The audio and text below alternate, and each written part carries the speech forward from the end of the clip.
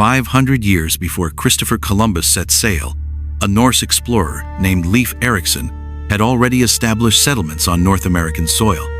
This isn't mythology. Archaeological evidence at Meadows in Newfoundland proves that Vikings lived and worked in America around 1000 CE. But their American adventure lasted barely a decade before they abandoned their settlements and sailed back to Greenland. The question that has fascinated historians for centuries is this: what if they had stayed? What if the Vikings had successfully colonized America, fundamentally altering the course of world history? Today, we're exploring that alternate timeline. But first, we need to understand who the Vikings really were and what led them across the treacherous North Atlantic in the first place. Who were the Vikings? The Vikings were far more than the savage raiders of popular imagination. Between 793 and 1066 CE, these Scandinavian seafarers were among the most sophisticated maritime peoples in the world. They were master shipbuilders, skilled traders, and remarkable explorers who established routes from Greenland to Constantinople. Their success stemmed from revolutionary ship design. Viking longships were engineering marvels, shallow-drafted vessels that could navigate both open seas and inland rivers. These ships featured flexible construction that allowed them to flex with ocean swells rather than break apart. Most importantly, they were fast. A typical longship could achieve speeds of up to 15 knots, making them the fastest vessels of their era. Viking society was built around exploration and expansion. Overpopulation in Scandinavia, political conflicts, and the promise of new lands drove them westward. They weren't just warriors. Entire families migrated, bringing livestock, tools, and household goods to establish permanent settlements. Their expansion followed a clear pattern. First Iceland in 874 CE, then Greenland in 985 CE. Each step westward prepared them for the next. By the time they reached America, the Vikings had already mastered the challenges of Arctic colonization. The Viking journey to America began with a man named Eric the Red. In 982 CE, Eric was banished from Iceland for manslaughter, a common punishment in Viking society. Rather than accept exile quietly, Eric sailed west into uncharted waters and discovered a massive island he cleverly named Greenland to attract settlers. Eric's marketing worked. By 985 CE, 25 ships carrying 500 colonists set sail for Greenland. Only 14 ships survived the journey, but those 350 survivors established two thriving settlements: the eastern settlement near modern-day Narsarsuaq and the western settlement further north. At its peak, Viking Greenland housed over 5,000 people across 400 farms. The discovery of America happened almost by accident.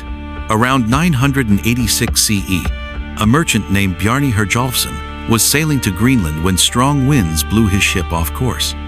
He spotted unknown lands to the west, heavily forested coastlines unlike anything in Greenland, but didn't land.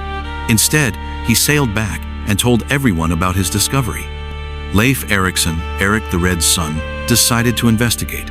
Around 1000 CE, he purchased Bjarni's ship and sailed west with a crew of 35 men. They made landfall at 3 locations: Helluland, meaning stone slab land, likely Baffin Island; Markland, forest land, probably Labrador; and finally Vinland, wineland, in what we now know as Newfoundland. When Leif Erikson's expedition reached Vinland, they found a land of remarkable abundance. The forests were dense with timber, a precious resource in treeless Greenland. Rivers teemed with salmon larger than any they had seen. Wild grapes grew in such profusion that they named the entire region after them. The Vikings built substantial structures at their main settlement. Archaeological excavations at Meadows reveal 8 buildings, including a great hall measuring 28 by 15 meters large enough to house 60 people. They constructed workshops for ironworking, carpentry, and boat repair. Most remarkably, they brought their entire way of life with them. They kept livestock, produced iron from local bog ore, and even repaired their ships using traditional Scandinavian techniques. But the Vikings weren't alone in this new world.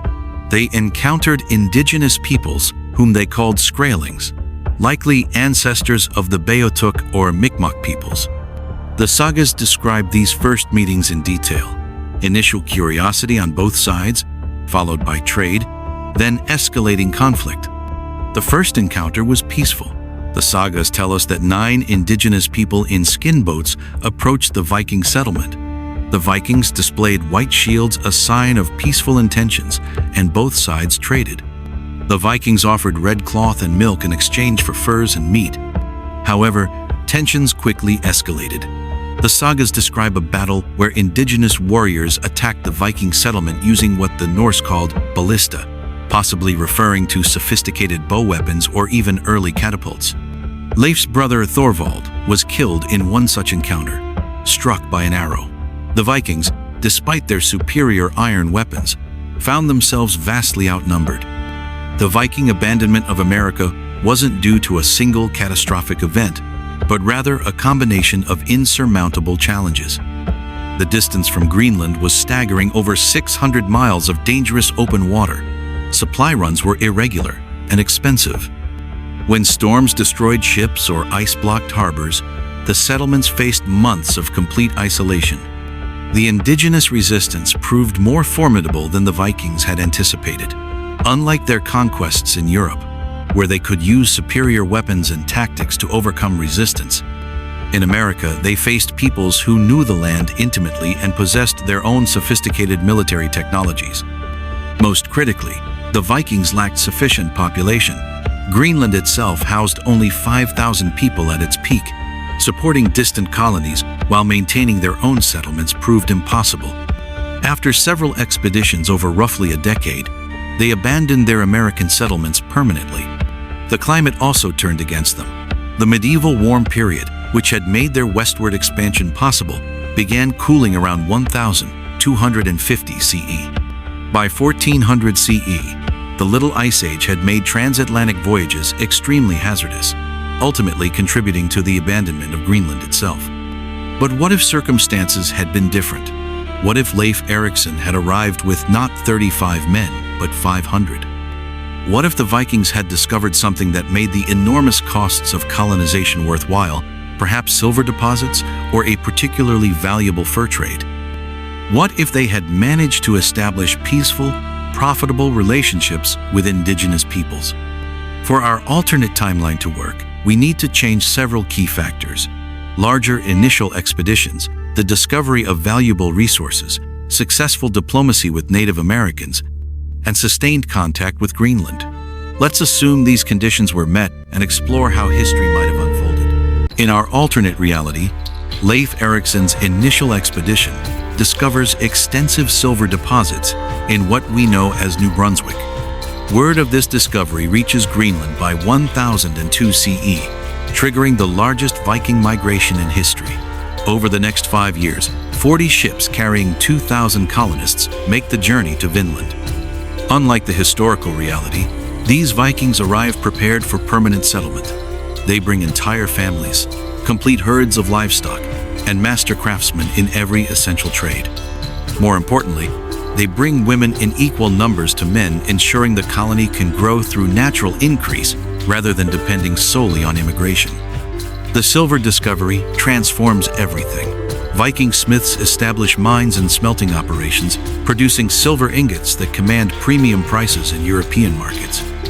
By 1010 CE, Vinland silver is reaching markets in Bergen, Dublin, and even Constantinople. This creates a powerful economic incentive for maintaining transatlantic trade routes.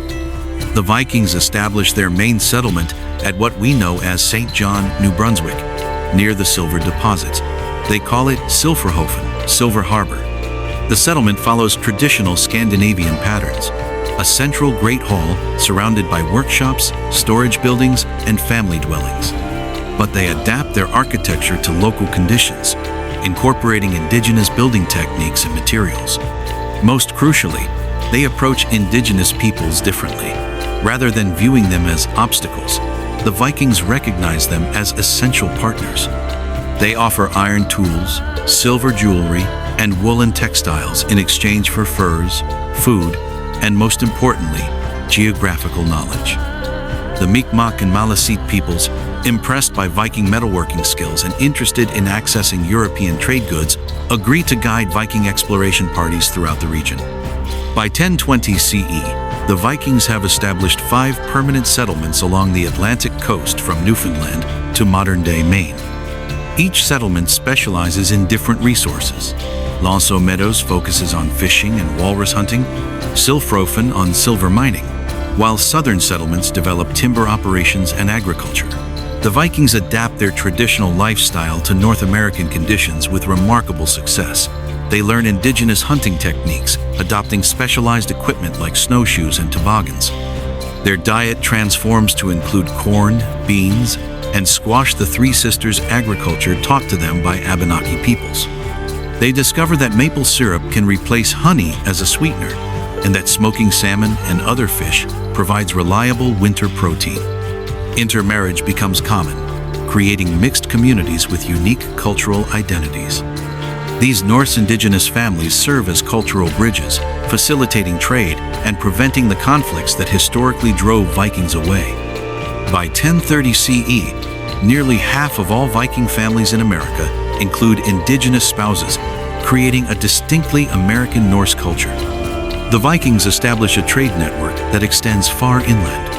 Using their shallow draft longships, they navigate the St. Lawrence River system, establishing trading posts as far west as modern-day Montreal. They trade European iron goods and silver for beaver pelts, which they ship back to Europe where they command enormous prices. The second generation of Viking Americans develops a distinct identity. Born in America, speaking languages that blend Old Norse with indigenous vocabularies, these Norse Americans consider themselves as much American as Scandinavian. They establish their own thing, a governing assembly at Silfrofen, creating laws adapted to American conditions. Agriculture flourishes as the Vikings fully adopt indigenous farming techniques. They develop hybrid crops that combine Scandinavian grains with American varieties. Their livestock, initially struggling in the new environment, adapt over generations. By 1100 CE, they're raising distinctly American breeds of cattle and sheep, genetically adapted to local conditions. The fur trade expands dramatically. Viking traders establish permanent posts throughout what we know as the maritime provinces in New England. They create a standardized system of trade goods and values, effectively becoming the middlemen between European markets and indigenous fur suppliers. This trade proves so profitable that it attracts investment from Norwegian and Icelandic merchants. Religious evolution occurs as Christianity encounters indigenous spiritual traditions. While maintaining their Christian identity, Viking Americans incorporate seasonal celebrations, nature-based rituals, and indigenous concepts of land stewardship. This creates a unique religious tradition that influences both Norse and Native American communities. By 1150 CE, the Viking American population reaches 8,000 people across 12 major settlements. They control territory from Newfoundland to Cape Cod, with trading relationships extending as far west as the Great Lakes. Most importantly, they've achieved economic self-sufficiency. They no longer depend on Greenland for survival. When Christopher Columbus lands in the Caribbean in 1492, news of his discovery spreads quickly through existing European trade networks. But in our alternate timeline, Norse American traders have been selling furs and silver in European markets for nearly 500 years. When Spanish explorers pushed northward from their Caribbean colonies, they encounter something completely unexpected: established European settlements with sophisticated trade networks and indigenous allies. The first Spanish Viking contact occurs in 1513, when Juan Ponce de Leon's expedition reaches what we know as Maine. Instead of finding scattered indigenous tribes, they discover fortified Viking settlements with stone buildings, iron weapons, and ocean-going vessels. The Vikings, now numbering over 15,000 people, control vast territories and maintain military alliances with indigenous peoples throughout the region. The geopolitical implications are staggering. The Spanish can't simply claim vast territories as empty land. They must negotiate with an established European power that has prior claims dating back 500 years. The Vikings possess detailed maps of the North American coast, established trade relationships, and most importantly, the allegiance of indigenous peoples who view them as preferable partners to the aggressive Spanish colonizers. Of course, this remarkable alternate history never occurred. The real Vikings lacked the population, resources, and economic incentives necessary for permanent American colonization. Their brief decade in Newfoundland represents one of history's greatest what-ifs, a tantalizing glimpse of how different our world might have been. The actual Viking achievement remains extraordinary. Using only medieval technology, they crossed the Atlantic Ocean, established settlements, and survived in a completely alien environment for nearly a decade. They proved that pre-Columbian contact between Europe and America was not only possible, but it actually occurred. Their failure teaches us about the enormous challenges of long-distance colonization in the medieval period. Distance, population limitations, climate change, and indigenous resistance combined to make Viking America unsustainable. When Columbus succeeded where the Vikings had failed, it was largely due to technological advances, larger populations, and different economic motivations that hadn't existed in the year 1000. Yet the Viking legacy in America persists. Their courage in crossing unknown oceans, their adaptability to new environments, and their brief success in establishing European civilization in the New World remain among history's most remarkable achievements. They may not have permanently discovered America, but they proved it could be done 5 centuries before anyone else even tried. What other alternate history scenarios fascinate you? If you enjoyed exploring this what if, let me know in the comments which historical turning point you'd like to see reimagined next. And if you want more deep dives into the mysteries of history, make sure to subscribe and hit that notification bell. Until next time, keep questioning what might have been